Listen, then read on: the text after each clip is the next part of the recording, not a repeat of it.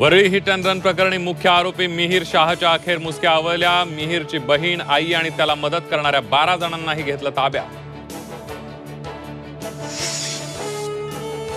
विधानसभेसाठी अजित पवारांची तसंच पक्षाची ब्रँडिंग आणि रणनीती तयार। मतदारांपर्यंत पोहोचण्यासाठी 90 दिवसांचा प्लॅन। सिद्धिविनायकाच्या चरणी नारळ फोडून सुरुवात। शेतकरी कष्टकऱ्यांसाठी आमदार बच्चू कडू महायुतीतून बाहेर पडण्याची शक्यता।